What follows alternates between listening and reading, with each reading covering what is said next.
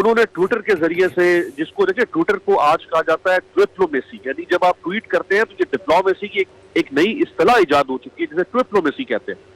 انہوں نے ٹویٹر کے ذریعے سے مودی کے سینے پر وہ مونگ ڈلے ہیں۔ اچھا میں آپ کو یہ ایک خبر دوں کہ پاکستان میں 2 ملکوں کے سفیروں نے، دنیا کے 2 طاقتور ملکوں کے سفیروں نے آپ کے ملک کی ایک بہت بڑی طاقتور شخصیت کے سامنے ہاتھ جوڑے کہ کسی طرح آپ اپنے وزیر اعظم سے کہیں کہ وہ مودی کو R S S, Shiv Sena اور ہندوتوا کے تانا دینا چھوڑ دیں دنیا کے اندر جا کے۔ سر یوم یکجہتی کشمیر، ہم کشمیر کے مسئلے کو ہائی لائٹ تو ہمیشہ سے پاکستان میں جو بھی گورنمنٹ رہی، جو بھی لوگ مختلف عہدوں پر رہے، وہ اس کو ہائی لائٹ تو کرتے ہیں سر۔ امپیکٹ کیا آیا دنیا بھر کے سامنے اس مسئلے کو لے کے سر؟ میرا خیال ہے اس وقت جتنا بہترین موقع تھا کشمیر مسئلے کو آگے بڑھانے کا، شاید گزشتہ 70 سال کی تاریخ میں کبھی نہیں رہا۔ اس سے پہلے جو ہمارے جتنے بھی تعلقات یا معاملات تھے یا کشمیر کے معاملے میں، وہ ایک کشمیر ڈے تک محدود تھے، یا زیادہ سے زیادہ ہم جو ایک بہت لمبی ساری ایک یکجہتی کی ایک ہاتھ باندھ کے ایک لائن بنا لیا کرتے تھے اور تقریریں کرتے تھے۔ یہاں تک کہ ہمارے بڑے بڑے شاعر جتنے بھی ہیں نا، انہوں نے انگولا پہ شاعری کی ہے، انہوں نے ویتنام پہ شاعری کی ہے۔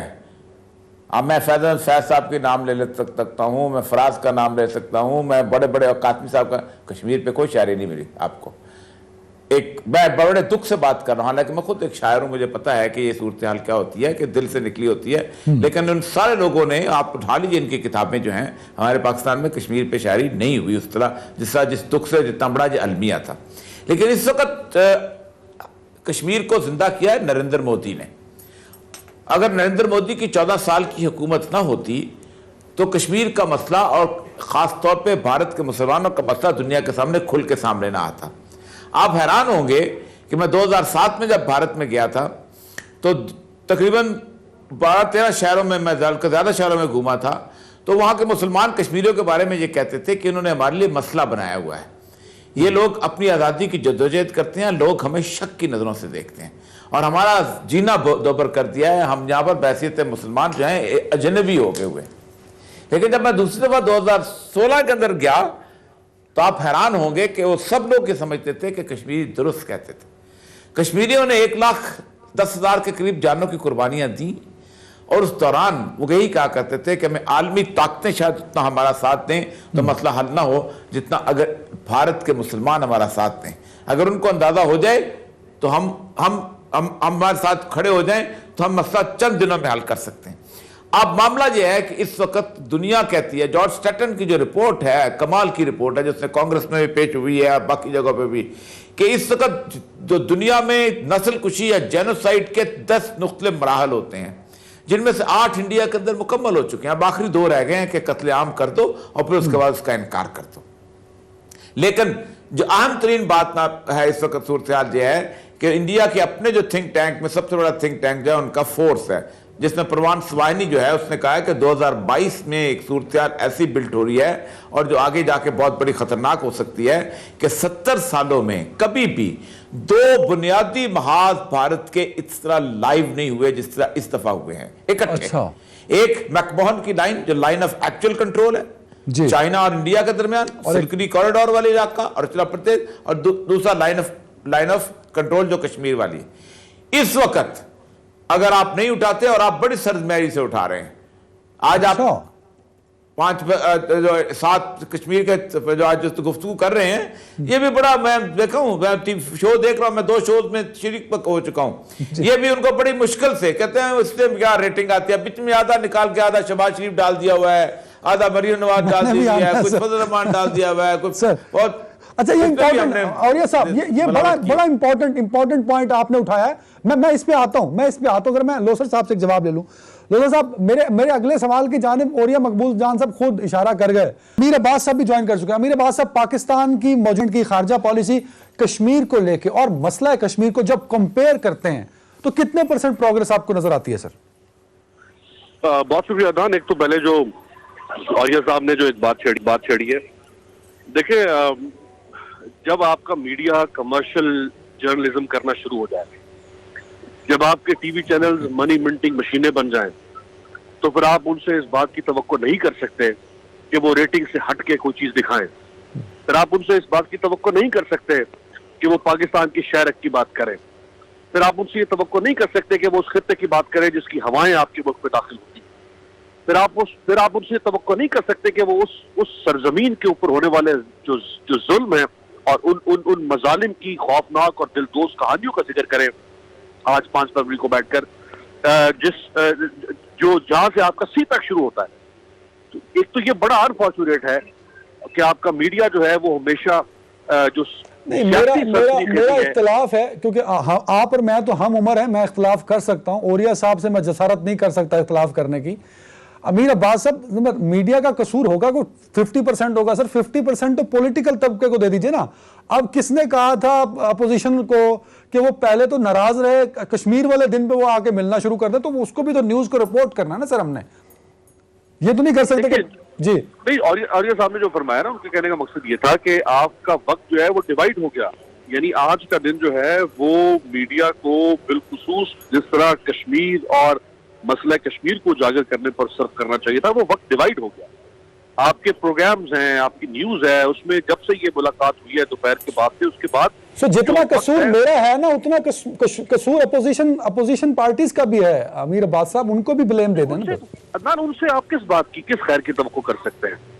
ان سے اپنے خیر کی توقع کر سکتے ہیں؟ ان کو اپنا اقتدار نظر آ رہا ہے بھائی, ان کو اپنا اقتدار کا سنگھاسن نظر آ رہا ہے, ان کو اپنی ڈوبتی ہوئی لٹیا جو ہے وہ اس کو بچانا ہے.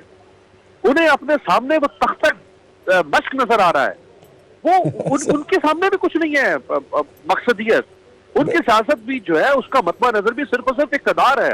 وہ اقتدار سے شروع ہو کر اقتدار پہ ختم ہوتا ہے. بالکل ٹھیک, بالکل. میرے سوال پہ آ جائیں امیر بھائی, ٹائم کم, میرے سوال پہ دیکھیں, جہاں تک اس حکومت کی پالیسی کا تعلق ہے تو اگر میں صرف عمران خان صاحب کی ذات کی حد تک اگر بات کروں تو اس میں 2-3 چیزیں ایسی ہیں کہ انہوں نے ہر پلیٹ فارم پہ, وہ اقوام متحدہ کی ایک تاریخی ان کی تقریر بہرحال موجود ہے اپنی جگہ پہ, وہ جہاں پہ بھی دنیا میں گئے انہوں نے کشمیر کی بات کی. انہوں نے ٹویٹر کے ذریعے سے, جس کو دیکھیں ٹویٹر کو آج کہا جاتا ہے ڈپلومیسی, یعنی جب آپ ٹویٹ کرتے ہیں تو یہ ڈپلومیسی کی ایک نئی اصطلاح ایجاد ہو چکی ہے جسے ڈپلومیسی کہتے ہیں. انہوں نے ٹویٹر کے ذریعے سے مودی کے سینے پر وہ مونگ ڈلے ہیں. اچھا, میں آپ کو یہ ایک خبر دوں کہ 2 ملکوں, پاکستان میں 2 ملکوں کے سفیروں نے, دنیا کے 2 طاقتور ملکوں کے سفیروں نے آپ کے ملک کی ایک بہت بڑی طاقتور شخصیت کے سامنے ہاتھ جوڑے کہ کسی طرح آپ اپنے وزیر اعظم سے کہیں کہ وہ مودی کو RSS, شیو سینا اور ہندوتوا کے تانا دینا چھوڑ دیں دنیا کے اندر جا کے. اچھا سر, یہ دو سفیر کون سے ہیں؟ ایک جو طاقتور ملک ہے اس کا سفیر تو یہ کہہ نہیں سکتا, دوسرے طاقتور ملک کا سفیر اس ملک میں کافی عرصے سے تھا نہیں, تو یہ باقی کون سے 2 ملک ہیں؟ مطلب آج کی بات نہیں ہے نا, یہ کوئی آج کی بات تو نہیں ہے نا, یہ تو 3.5 سال میں کسی بھی وقت. میں 3.5 سال کا بتا رہا ہوں سر. ایک طاقتور ملک کا سفیر نہیں کہہ سکتا, ایک کا تھا نہیں, تو کون سے 2؟ اب ظاہری بات ہے, میں اب آپ کو اس طرح اگر بات کر دوں گا تو پھر مناسب نہیں لگے گی نا, کیونکہ یہ بات جس سطح پر یہ سر طاقتور 2 ہی نے تو دوواں سفیراں تے بعد کلیئر ہو گیا ہن کنے طاقتور سن یا طاقتور سن کہ نہیں سن, دس از دا کوسچن نا سر. دیکھیں, دو طاقتور ملک ہیں اور ان 2 طاقتور ملکوں کے سفیروں. اب آپ اس بات کو چھوڑ دیں کہ وہ چلو میں آگے بڑھتا ہوں, ٹھیک ہے. اور یہ مقبول جان صاحب, سر ایک پرسپشن ہے, ایک انڈین ڈپلومیٹ نے پچھلے سال اسی طرح یوم یکجہتی کشمیر پر مجھ سے کہا کہ یار پاکستان والے تسی سڑکاں دا نام بدل سکتے ہو, کو باہر کھڑے ہو سکتے ہو, چوک تے کڑی لا کے ٹائم کیلکولیٹ کر سکتے ہیں آپ لوگ, اس کے علاوہ آپ کشمیر پر پریکٹیکلی کچھ نہیں کر سکتے. ایک تو اس پہ کامنٹ کیجئے گا. دوسرا, لوگوں میں پرسپشن یہ ہے سر کہ پاکستان ناکام ہو گیا کہ انڈیا اپنے ٹیررسٹ کو معصوم قرار دے دیتا ہے دنیا کے سامنے, اور فریڈم فائٹر آف کشمیر جو ہیں وہ گلوبل ٹیررسٹ ڈکلیئر ہو جاتے ہیں. دیکھیں, ایک تو یہ ہے کہ ہم عالمی جو ہے اس صورتحال کا مقابلہ کیسے کر سکتے ہیں, اور بہر بات ہے بہت مشکل ہے. لیکن ایک بات بڑی عجیب ہے کہ گزشتہ تقریباً 2 سالوں سے انڈیا کو جتنا بیڈ پریس ملا ہے شاید اس سے پہلے 70 سالوں میں بھی کبھی نہ ملا ہو. نریندر مودی کو کوئی اچھا انسان نہیں کہتا، دنیا بھر واشنگٹن پوسٹ اٹھا لیں، نیو یارک ٹائمز اٹھا لیں، باقی چیزیں اٹھا لیں. ابھی جو ان کو جو میڈیا سکینڈل آیا تھا اس کے اندر بھی بڑی لے دے ہوئی تھی. اس کے ساتھ ساتھ اور بھی بہت ساری چیزیں ایسی ہیں کہ جو اس وقت دنیا کے اندر اٹھ کھڑی ہوئی. برنی سینڈرز کی جو صورتحال ہے، اس نے جا کے کانگریس کو کہا ہے کہ یہ کرو ایسی صورتحال. پھر انڈیا کا سب سے بڑی بات ہے کہ افغانستان کے اندر جو سب سے بڑا ریلائز کرنا تھا اس کا امریکہ نے کہ وہ ہمارے بعد ہمارا جانشین بنے گا، انڈیا وہاں سے نکل گیا. آخری جو امریکہ کے ساتھ صورتحال تھی اس کی اور وہ چائنا والی، وہ بھی حالت یہ ہے کہ سپٹمبر میں جس وقت وہ معاہدہ ہوا ہے، جب 1000 اسکوائر کلومیٹر چائنا نے لے لیا ان کا اس کو لیک کے پاس سے، تو اس کا ذکر تک نہیں کرنے دیا اس کے روس کے اندر جو معاہدہ ہوا. اور 2 دن کے بعد چائنا نے جا کے کہہ دیا کہ یہ ہماری سورینٹی کی علامت ہے، یہ میک موہن لائن جو ہے ہم اس کے اوپر کوئی سمجھوتا نہیں کریں گے. کس صورت ہے اتنا ویک انڈیا اور اتنا ویک اس کا پرسپیکٹو پیس کے اندر، اس کے باوجود ہم کیوں نہیں کر سکے؟ اس کی بنیادی وجہ ہے پاکستان کی پالیسی اور پاکستان کی فارن آفس. میں چونکہ بیوروکریسی میں رہا ہوں، میرا خیال ہے پاکستان میں اگر گناہوں کی فہرست بنائی جائے تو 100 میں سے 90 ان کے کھاتوں میں آئے گی. اس لیے کہ پالیٹیشن جو ہے نا، یہ پالیٹیشن کو کم از کم ساری عمر لگ جاتی ہے، یہ فائل پڑھنی نہیں آتی، فوت ہو جاتے ہیں، آخر وقت تک ان کو پتہ نہیں چلتا کہ یہ بھول بھلیاں ہیں کیا چیز. جرنیل کو 5 سے 7 سال لگتے ہیں فائل سمجھنے میں، تب جا کے وہ کہیں اس کو اندازہ ہوتا ہے کہ چکر کیا ہے. یہ سارا کا سارا معاملہ جو ہے انہی کے ہاتھ میں ہوتا ہے. اب پاکستان کے آپ دیکھیں نا، آج میں باسط صاحب تھے ہمارے، باسط صاحب انڈیا کے اندر جس طرح کی سفارت کرتے تھے، اس بندے کو اس طرح کارنر کیا گیا کہ اس نے 1.5 سال پہلے پری میچور ریٹائرمنٹ لینا پڑ گئی. اور باقی جگہ آپ جا کے دیکھ لیں، ایسے رہتے ہیں کہ جیسے ایسٹ انڈیا کمپنی کا کوئی سفیر ہو. شانزلیزے پہ سفیر کا گھر ہے، آپ دیکھیں. آپ کا مین سینٹرل لندن میں آپ کے سفیر کا گھر ہے. شاہ فاروق جو گھر چھوڑ کے جاتا ہے مصر میں، وہ آپ کے سفیر کا گھر ہے. اتنے مزے کی زندگی ہے. آپ سے تو وہ ٹوٹے پھوٹے فلسطینی سفیر اچھے ہیں کہ جن کو تھوڑا بہت ان کو ایک راستہ ملا، ایک گورنمنٹ اوسلو اکارڈ کے بعد اناؤنس ہوئی تو ان کی دیواریں جو تھیں ان کے اوپر سارا وقت سوائے اٹراسٹی کے اور کچھ ملتا ہی نہیں تھا. ان کی ویب سائٹ سے انہوں نے منوا لیا آخر. آپ خود سوچیں نا کہ آج ایمنسٹی انٹرنیشنل جو ہے وہ فلسطین کے اوپر رپورٹ شائع کرنے کی صورتحال پہ آ چکی ہوئی ہے، ورنہ 4-5 کاغذ ہوتے تھے جو پوری سالانہ رپورٹ. پچھلے جواب میں آپ نے جو باتیں کی اس میں مجھے لگا کہ ہم مسئلے کو بڑے اچھے سے ہائی لائٹ کر رہے ہیں، ہم نے بیک فٹ پہ ڈال دیا انڈیا کو. سر آپ نے انڈیا کو کمزور بھی جسٹیفائی کر دیا سر، بٹ دوسری جانب آپ یہ کہہ رہے ہیں کہ ہم ناکام ہو گئے سفارتی محاذ پر کشمیر. ہم نے نہیں کیا، ہم نے نہیں کیا. ہماری خوش قسمتی کہ وہاں نریندر مودی آ گیا، اس نے وہ پالیسی اختیار کی کہ جس کے بارے میں کوئی تصور نہیں کر سکتا تھا کہ اس حد تک لیول آ جائے گا. یعنی آپ سوچیں کہ اس وقت دنیا کے اینالسٹ کہتے ہیں کہ اگر وہاں پر ایک دفعہ سول وار شروع ہو گئی تو وہ شام سے بھی برا ملک ہوگا. اچھا دوسری بات یہ ہے کہ یہاں کی صورتحال اور چائنا کا جو کلیش آیا کنٹینمنٹ آف چائنا میں، نیوکلیر فلیش پوائنٹ پہ آ کے کھڑے ہو گئے. پھر آپ اس کو بیڈ پریس انہوں نے دیا، ہم نے نہیں دیا. یہ تو ہمارے بلی کے بھاگوں چھینکا ٹوٹا والی بات ہے. ہم اس کا کریڈٹ مت لیں. ہمارے آپ دیکھیں نہیں، عمران خان صاحب کی تقریریں ہیں، ٹویٹر ہے، بہت اچھی بات ہے، بہت اچھا کیا، لیکن اس کو آگے لے کے کس نے جانا تھا؟ فارن آفس نے.